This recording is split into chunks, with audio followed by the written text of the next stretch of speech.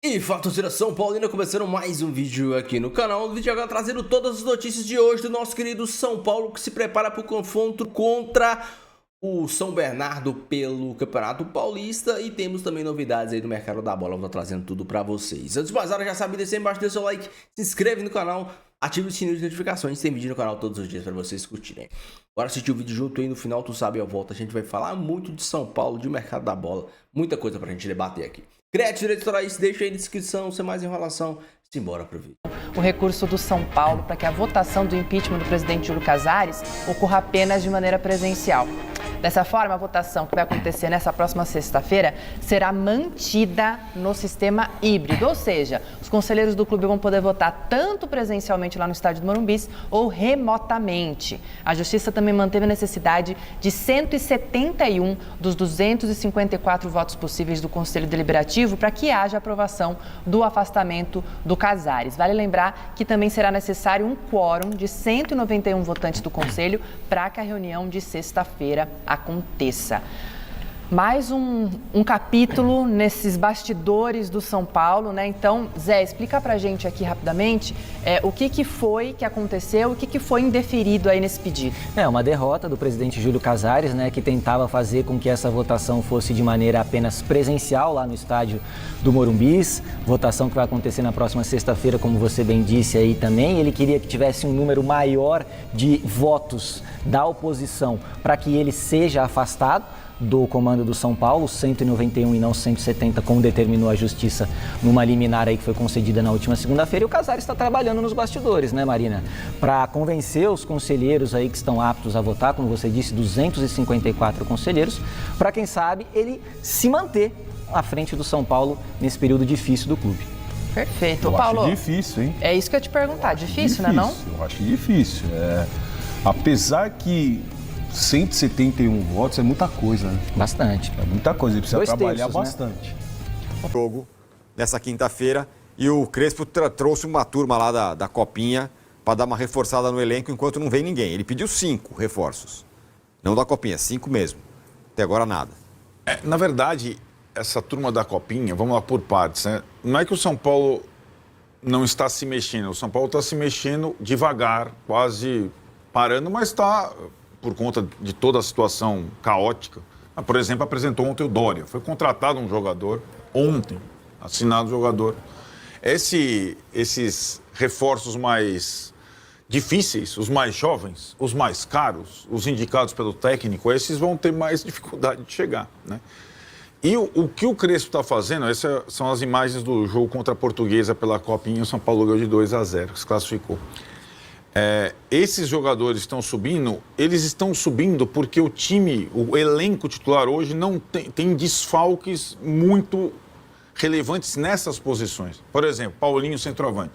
Ainda não podem jogar Caleri, Rian Francisco, André Silva. O São Paulo está sem centroavante, só tem o Tapia. Então vai puxar o Paulinho. O Pedro Ferreira, que é o melhor jogador desse time, número 10, o São Paulo está sem meia. Negociou o Rodriguinho, não tem nenhum meia no elenco. Então vem o Pedro Ferreira.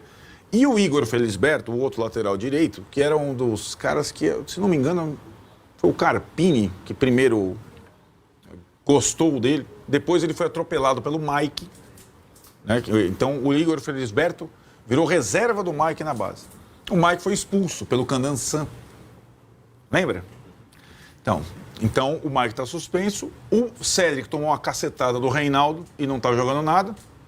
Saiu lá mancando. Tomou esporro do Luciano. Tomou esporro do Luciano. Então ele não tem outro lateral direito. Talvez tenha que jogar o Igor, felizmente. Só que aí tem uma coisa curiosa. A Copinha está afunilando. O São Paulo joga contra o Operário no mesmo dia de São Paulo e São Bernardo. Então o Alan Barcelos, que faz outro bom trabalho na base. Beleza, Alan Barcelos, 3 dos seus titulares principais, na hora do vamos ver da Copinha, vão sair do time da Copinha. Então tem essa. E acho que isso aconteceu muitas vezes no ano passado, né, Tironi? Esse duelo pelos jogadores mais jovens. Ora jogam na base, ora jogam em cima. No ano passado a prioridade foi ganhar a Copinha, certo? Exatamente. Isso. Né? E aí os jovens não fizeram a pré-temporada do jeito que poderiam fazer, acabaram não aproveitando. Mas eles não fizeram a pré-temporada, certo? Sim. Esses caras. Sim. O único que fez a pré-temporada foi o Luca. É que a gente também está começando o Paulista muito antes esse ano, né? Sim, e o brasileiro também, por consequência, tudo, né? Mas, enfim, mesmo sem fazer a pré-temporada, eu acho que a prioridade agora é o time principal, até porque o time é o lanterna do Paulista, o que eu estou falando aqui. Essa diretoria completamente incompetente, ela engoliu uma arapuca da Federação Paulista e agora ela percebeu que ela pode cair no campeonato. Percebeu. Ontem cair, dois jogos... A diretoria vai cair. Já caíram alguns. O time pode cair pela primeira vez no campeonato. Faltam 7 jogos. E a gente alertou ontem aqui, para quem estava nos assistindo, Exato. que os pequenos vão trocar chumbo e vão trocar pontos. Então ontem o Capivareno tinha 0, ele ganhou da Portuguesa e foi a 3. O Novo Horizontino tinha 0, ganhou e foi a 3. Exato. E aí o São Paulo foi baixando, então ele e a Ponte hoje estão nessa posição que cairia com 0 ponto e 3 gols de... Portuguesa, né? Não, a Ponte tomou 3 do... Ah, tá. Porque a Portuguesa perdeu os 2. Isso. A Portuguesa tem um jogo a mais, Mas enfim, e tomou 3 e tal. Então, hoje são último e penúltimo. Então, é isso. O campeonato vai ser traiçoeiro se não ficar esperto. Essa é a situação do São Paulo, então, que entra em campo amanhã. Bom, outra situação, que amanhã é a volta do Morumbi ao Morumbi depois de 3 meses. Sim, 82 São Paulo dias. volta a jogar, a última partida já sido O cara da água lá vai falar, pô, que saudade que eu tava de Nossa, você. eu tô com saudade dele. O cara que vende água lá pra... O cara de água, que é corintiano, por sinal. Ele vai falar. Aí o último jogo foi contra o Bahia, 2-0 pelo Brasileiro. O São Paulo até jogou bem esse dia. E a expectativa é quantas pessoas irão ao jogo. Porque você mede hoje, é o que eu falo, o desgaste e a atenção do São Paulino com a maldita direção, com o presidente do clube para que ele saia, ela tira a atenção do campo. E, de novo, o presidente já foi, de algum jeito ou outro, acabou.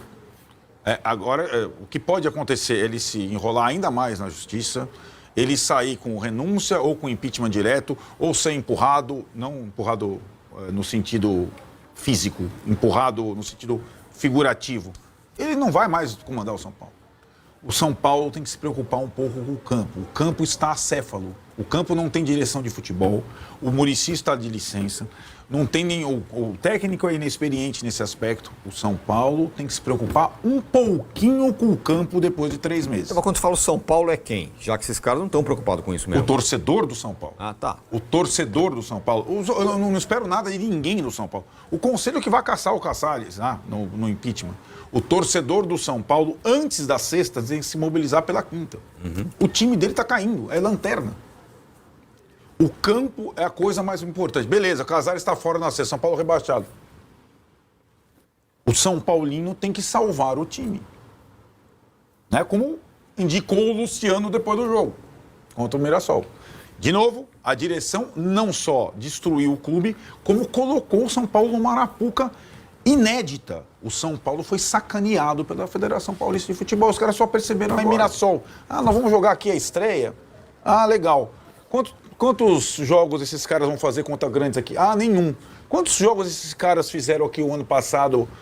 Não ganharam, não perderam nenhum jogo. Beleza. E os outros grandes vão estrear contra quem? Tá bom. Os caras só perceberam agora. O São Paulo ainda visita o Corinthians no domingo, já no regulamento Vessone. Visita o Palmeiras daqui a outro domingo, o regulamento Vessone. E encerra contra a Ponte Preta fora de casa, quando não pode ter torcida. As 3 próximas visitas do São Paulo não tem torcida do São Paulo. Então, é uma arapuca gigante. A chance de você cair no Paulista é muito maior que você cair no Brasileiro. É óbvio, é só matemática. E o São Paulo tem que acordar para isso. Dane-se o Casares já foi. Casares já foi. Ou renúncia, ou impeachment, já foi. Acabou. O recurso dele não foi atendido. A tendência é que o recurso dele em nome do São Paulo não foi atendido. A tendência é que a votação aconteça na sexta com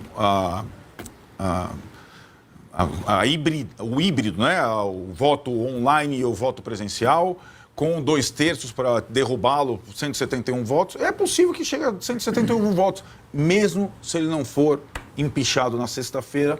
Ele não tem mais condição de comandar o São Paulo e ele vai sair. Simplesmente isso. Agora, o campo não tem adiamento. Pode ser até que aconteça isso, viu, Tironi? A estratégia, a defesa do Casares / São Paulo tem mais um recurso. em relação a liminar. Ela vai tentar, possivelmente, caçar liminar de novo, com essas novas regulamentações da votação. A outra possibilidade é ela pedir adiamento da votação. Isso pode acontecer, aconteceu no Corinthians 20 vezes. Não sei o quê. Segurança. Exato, o cara lá, o Casares, que é amigão do governador e do prefeito e do chefe de segurança de São Paulo, amigão. Visita ele, o filho vai lá, chega o Derrite. Olha, manda, eu não tô me sentindo seguro para ir lá, não. Adia esse negócio aí. Pode ter, o jogo contra o São Bernardo não tem possibilidade de ser adiado, nem contra o Corinthians. A primeira do Conselho do Corinthians adiou porque bateu meia-noite e aí alguns senhores começaram a ficar cansados e aí alguns começaram a ir embora. Pô, gente, tá ao tardar da hora, 00:30, melhor a gente... Então aí parou ali. E aí retomou depois, tal. Isso pode acontecer mesmo. Vai cair São Paulo? Não, São Paulo, eu acho que esse jogo contra o São Bernardo, ele é muito importante à medida que, como a gente sabe, em Itaquera, a chance de São Paulo fazer ponta ela é bem pequena. Então, esse jogo contra o São Bernardo no Morumbi, ele é muito importante, porque com 3 jogos, se você não tiver, pelo menos ali, uma vitória... Se você é 3 pontos, exato, pelo menos. Em 3 jogos, isso, a água bate no pescoço, faltam 5, a gente já sabe como que é toda aquela história que eu não preciso repetir, que uma coisa é o Capivariano estar com 3 pontos e precisando ganhar uma, outra coisa é o São Paulo pressionado com 3 pontos. E o que mais me chama a atenção é o jeito que o Luciano falou, o Crespo, como os caras realmente sentem este momento.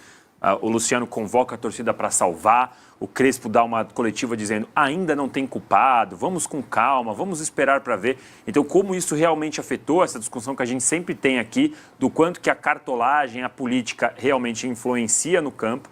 Então, isso está bem claro para mim que isso influenciou. E aí outras várias questões que vêm desde o ano passado. Então, é normal no São Paulo atrasar 2 meses de direito de imagem. É normal não pagar. E aí já tem jogador falando que não são só 2, não, tem 3, tem 4. Mas aí o São Paulo faz daquele jeito, que atrasa só o que não pode causar problema na justiça. Tem o ponto que eu já vi o Arnaldo falando várias vezes, que o acordo era com o Belmonte já não está mais lá. Exato. Sei lá que o Rui Costa, seja lá quem for, o Carlo Magno, consegue segurar esse mesmo acordo com os líderes do elenco de atrasar o salário. Então, assim, é realmente importantíssimo que o São Paulo vença o São Bernardo amanhã no Morumbi, para chegar em Itaquera, negociar um empate. Perdeu do São Bernardo, vai ter que ir para Itaquera pensar em vencer. Exato. E onde o São Paulo nunca vence. É um negócio... Nunca venceu, ou teve uma vitória. Então, assim, Carpini. É um negócio muito importante. Agora, eu acho que o jogo de amanhã diz pra gente se realmente a gente vai ter que pôr nas manchetes São Paulo lutando contra o rebaixamento. Não, já tá. Não, ganhando de novo, amanhã... não entenderam o campeonato. A comparação do São Paulo só pode ser feita com os outros 3 grandes. Então, vocês concordam que o São Paulo está pior que os outros 3 grandes. Não só na primeira rodada, não foi sacaneado, no resto, pela tabela. Os jogos que o São Paulo tem só são comparáveis aos jogos que Palmeiras, Corinthians e Santos têm. Então, é um campeonato diferente. O que ele está falando? É um campeonato diferente. São Paulo vai ter em casa e depois já pega Corinthians e daqui a pouco Palmeiras e tal. A Ponte está lá embaixo junto com ele, certo? A Ponte pega, recebe o Velo Clube, ela pega o Capivariano, recebe o São Bernardo, recebe o Noroeste para depois ter o clássico com o Guarani. Ou seja, a chance da Ponte somar pontos é bem maior do que a do São Paulo. Claro. Porque os confrontos do São Paulo são muito piores do que a da Ponte. Essa forma nunca existiu em campeonato algum. De novo, ela é inspirada na Champions League, que tem uma fase de classificação agora sem grupos. Aí tem 2 grandes diferenças. A Champions League, os times do pote mais forte, no caso os grandes paulistas, eles jogam também contra os pequenos no mesmo número de partidas.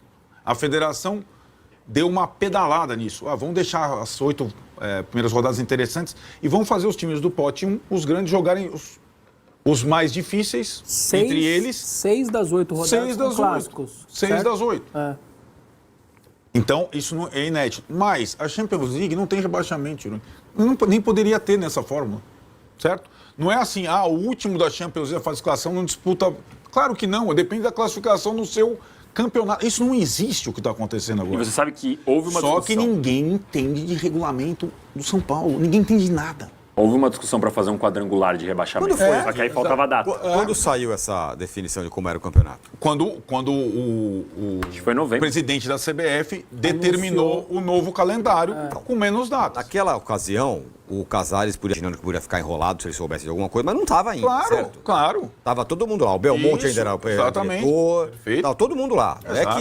Não é que agora, meu Deus, estamos tão preocupados aqui com o impeachment que a gente não olhou para isso. Não, isso já foi. Então essa galera tem culpa. Evidente. O Belmonte, inclusive, que era o cara do futebol. Claro, evidente. Esses caras, eles não só sacanearam o São Paulo, esfolaram o São Paulo, como está sendo provado agora aos poucos. Eles ferraram o time para esse ano. Eles não entendem nada. E assim, o Reinaldo Carneiro de Bastos, presidente da Federação Paulista, tem o apoio político do Casares desde que ele nasceu. Então, essa união... Como é que terminou o Campeonato Paulista para o São Paulo ano passado? Vocês lembram? Terminou que o São Paulo foi eliminado com aquele gol do pênalti lá. E como é que foi a federação no dia seguinte? Pediu desculpa. Admitiu. Um lado a lado e tal.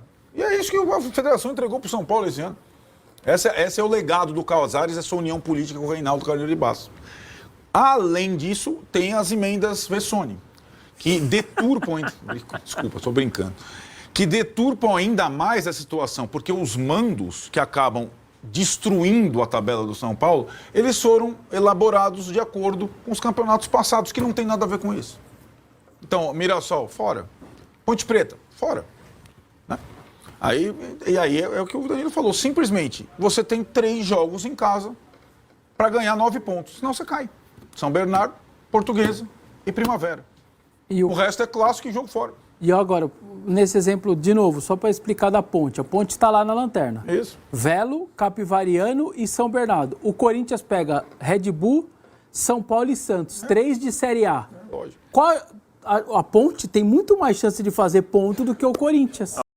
Meus amigos, teremos novidades no time do São Paulo. 3 garotos subindo da base do time da Copinha para reforçarem o time principal. O Felisberto, que é uma das boas promessas do São Paulo, e o camisa 10 da Copinha também, que rasgam elogios para ele na Copinha, dizem que joga muito bem, que é um menino que tem um grande futuro pela frente. A grande questão é jogar na base, jogar na Copinha é uma coisa, subir pro profissional e se destacar são outras coisas. A gente tem bons exemplos como o Lucas Moura, como o Luiz Araújo, o Neres, o Brenner, que uns jogaram em times grandes da Europa, outros preferiram ganhar dinheiro e por outros ares, mas vingaram. E a gente tem Lucas Fernandes, o Shailon, o próprio Igor Gomes, que hoje está lá no Atlético Mineiro reserva e tal. Depende muito. Toró, quem aqui lembra do Toró? O Elinho até que tá bem, né? Tá no grupo do Red Bull Bragantino, se eu não me engano, ele até foi, já tá na Europa. É muito diferente você atuar na Copinha e você atuar no time profissional. Mas, por exemplo, nós temos bons indícios. O Mike, por exemplo, apesar de estar suspenso, para mim é um moleque que tem muito a oferecer. Tem um menino que tem um grande potencial pela frente. O Hugo, que já tá no time profissional também, é outro menino que tem muito potencial pela frente. O camisa 10, que agora sumiu o nome, tá subindo da base. Dizem que é um menino que tem muito potencial. Além do centroavante da base também, o atacante da base, o melhor jogador do time do São Paulo. Resumindo, o Crespo teve que puxar, o Crespo teve que subir. Talvez, eu não sei se ele vai ter peito. Por quê? Pensa comigo. Se ele quiser mudar o sistema, se ele quiser fazer algo... Eu sempre disse isso do Zubeldia e não é porque tá com o Crespo que eu vou mudar. Não tem como você repetir o mesmo processo e esperar resultado diferente. O Crespo, o Zubeldia sempre repetia a mesma escalação com os mesmos jogadores. O time sempre iria jogar do mesmo jeito. Se o Crespo quiser mudar, ele pode até permanecer com a escalação, mas tem que mudar peças. Ou então ele muda tudo, escalação e peças. Porque ele não tem jogadores o suficiente para fazer o que ele quer. Obviamente, o São Paulo é um time que não tem meias. Vem esses 2 meninos da base, mas são da base, como eu acabei de dizer, são da base. Se o Crespo quiser mudar alguma coisa, por exemplo, vamos imaginar aqui, eu acho que é Pedro Henrique, eu não me lembro agora o número do camisa 10 que subiu da base, mas vamos imaginar aqui que o Crespo queira fazer mudanças pontuais. Recuar o Marcos Antônio, colocar Marcos Antônio e Danielzinho como volantes e colocar o menino da base como 10. Para você ter um meia de criação ali. Já é um começo. Você coloca o Felisberto na direita, porque não se sabe se o Cedric vai ter condições. Já começa a mudar. As coisas já começam a ter duas peças. O Ferreirinha deve entrar como titular na esquerda. Na ala esquerda. Você começa a ter mudanças.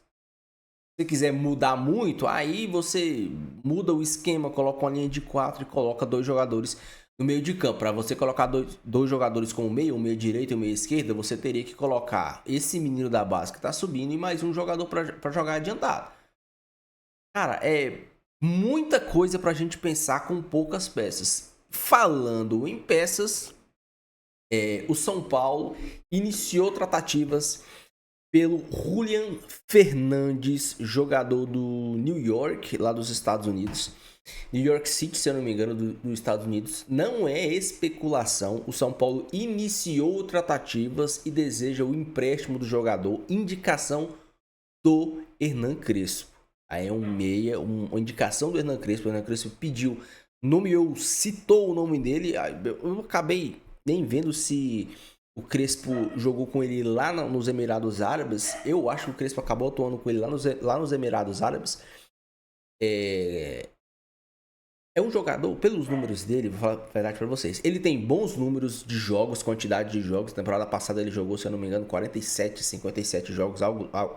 47 jogos na temporada passada. Quase 50 jogos, né? O Danielzinho, a título de comparação, o Danielzinho fez 51 jogos na temporada, 52. Então, um pouco menos de jogos que o Danielzinho. É um cara que, obviamente, não é um... Meu Deus, tá vindo o Rivaldo jogando no São Paulo. Tá vindo um meia clássico que vai... A gente não sabe o que esperar desses caras, porém, a gente tem que lembrar que o Tapia, quando veio do River, todo mundo esculachou com o Tapia, é refúgio do River Plate. Teve seus momentos. O Enzo Dias, a mesma coisa. O Alan Franco veio da MLS, ninguém falava nada. O Alan Franco, apesar de alguns vacilos, pra mim, principalmente a temporada passada, foi o principal zagueiro do São Paulo. O Arboleda oscilou mais que ele. A gente tem que esperar. O São Paulo precisa de quantidade. Qualidade a gente vê depois. O São Paulo não tem dinheiro, mas o São Paulo precisa de quantidade. O São Paulo indo atrás do Julian e conseguindo o empréstimo dele, o São Paulo começa a ficar um pouco mais tranquilo, porque provavelmente com o findar da copinha você vai ter meninos da base subindo, então você pode, quem sabe, ficar com mais um meia da base, mais um volante, mais um lateral, mais um atacante, meninos para se despontarem, mas não dá para colocar toda a expectativa e toda a responsabilidade em cima desses moleques da base. São Paulo tentando se reforçar. Assim que sair mais notícias eu trago para vocês, beleza? Deixe aí a sua opinião, deixe seu comentário, não esqueça de deixar o seu like, se inscrever no canal. Fiquem com Deus, até o próximo vídeo.